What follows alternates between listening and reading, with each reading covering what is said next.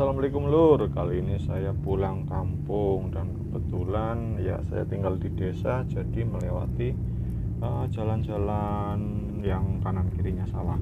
Nah kebetulan sebelum pulang saya mau mampir ke rumah teman sekaligus senior saya di perkoian, namanya Kang Sono. Dia adalah petani dan pembudidaya koi yang sudah puluhan tahun, kayaknya udah lama. Dan beliau ini sudah bertahan dari dulu, dari harga naik turunnya koi, dia sudah melalui ujian-ujian tersebut. Nah sampai di lokasi ini ya Lur, jadi yang mau saya bahas ini bukan koinya tetapi tempatnya atau kolamnya. Jadi siapa bilang tuh kalau miara koi harus pakai kolam filter, pakai beton, airnya jernih, harus pakai pompa, harus pakai filter yang cukup menguras kantong ya. Jadi saya banyak belajar di sini dari Kang Sono ini. Kebetulan orangnya ini saya tanya ke istrinya sedang kulak koi lagi karena stoknya katanya sudah habis-habisan, ini tinggal sedikit. Jadi beliau sedang bongkar kolam di tetangga desa buat stok jualannya. Jadi Kang Sono ini pakai medianya nah ini penampakan kolamnya, ada deretan petak-petak kolam. Medianya cukup pakai plastik UV, kemudian nggak ada filter. Itu lihat airnya juga hijau royo-royo, hijau keruh, dan disekat-sekat pakai jaring yang fungsinya untuk memisah-misahkan jenis-jenis koinya. Jadi ini tempat showroomnya ya, untuk biasanya para pembeli langsung ke sini. Lokasinya di pinggir sungai dan kebetulan irigasinya cukup bagus karena dapat aliran irigasi dari sungai yang sumbernya dari Waduk Merican, Kabupaten Banjarnegara. Jadi kebetulan di Kecamatan Rakit ini sentra koi ya, untuk di Kabupaten Banjarnegara banyak sekali pembudidaya ikan ya, tidak hanya koi. Macam-macam ikan ada di sini, dan pasar yang terkenal Pasar Purwonegoro itu tiap hari 2 minggu sekali, saya agak lupa tuh harinya.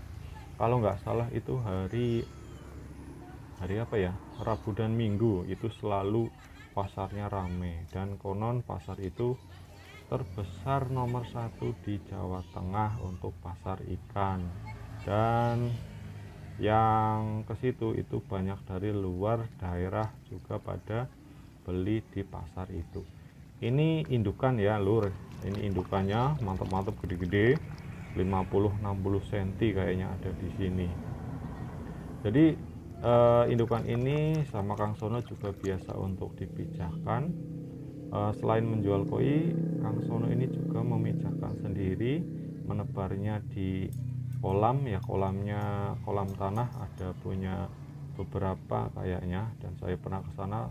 Kolamnya cukup luas dan hanya diisi paling ratusan ekor, 150 atau 400 ekor. Jadi untuk memelihara koi itu ya nggak perlu banyak-banyak, yang penting sedikit tetapi kualitasnya yang maksimal, biar kita saat membesarkan itu tidak buang-buang pelet ya. Dan ini lokasinya cuma ini indukan ya Lur ya, indukan hanya ditaruh di kolam seperti ini. Airnya juga sudah hijau tuh, ini gede ya, sekitar 60 cm ini sanke. Ada sanke, ada soa, ada koaku. Cuma karena saya nggak bawa pelet ini jadi nggak pada nongol. Jadi ini kolam nggak ada filter, airnya hijau, dan kalau kebetulan dekat irigasi, jadi modelnya ini beberapa minggu sekali dikuras, diganti. Nah, karena irigasinya itu di samping kolam persis, jadi tinggal cur, airnya kuras, digosok-gosok lumutnya, kemudian dibersihin dikit, tinggal cur dari air irigasi. Ya, simpelnya seperti itu. Dan ikannya terlihat sehat-sehat, saya tidak melihat ikan yang mati. Ada satu tadi di bawah, tapi mayoritas ini ya bisa dibilang sehat ya lur ya. Dan kalau misalnya teman-teman sedulur semua ingin meniru model kolam seperti ini, jangan dikasih pakan over ya. Jadi pakannya terbatas biar kotoran ikan tidak terlalu banyak, endapan dari amoniak itu tidak terlalu banyak. Maksudnya untuk menjaga kebersihan air tidak terlalu cepat kotor. Kemudian selain itu ada satu rahasia, ya mungkin ini rahasia dari Kang Sono ya. Dia membuka kepada saya kan piara koi berkali-kali mati. Jadi pas beli di sini sekalian saya konsultasi, ternyata beliau ini punya rahasia obat anti jamur, anti aeromonas. Jadi koi itu kan paling susah kalau udah kena jamur ya, kena jamur, kena aeromonas. Jadi kuncinya ternyata obat rahasianya adalah Fastak. Coba bisa di searching di Google atau di toko perikanan, itu banyak yang jual Fastak. Hanya saja hati-hati dalam memberikannya, karena Fastak kalau overdosis itu bukan kumannya yang mati, tetapi malah ikannya yang mati. Fastak itu obat untuk binatang berdarah putih. Jadi kalau dosisnya tepat, insya Allah bakterinya mati, tetapi koinya aman. Tetapi kalau sedulur semua kok ngasih Fastaknya itu over, itu bisa ikannya yang mati, tetapi penyakitnya juga ikut mati. Jadi mati dua-duanya kalau overdosis dalam pemberian obat. Jadi berhati-hati sekali ya lur kalau menggunakan Fastak ini. Jadi cukup mainnya tetes ya, misalnya 3 tetes seperti itu. Jangan satu botol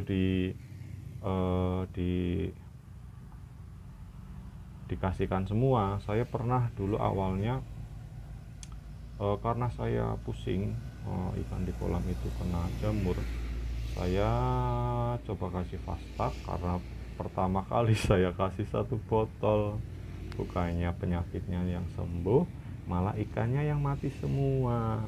Jadi penggunaan Fastak itu harus berhati-hati. Dan ini ya lur, rumah itu ujung Pak Sono itu rumahnya nggak cuma satu, ini rumah baru itu hasil dari koi ya. Jadi sudah terbukti bahwa dia emang hidup dari koi.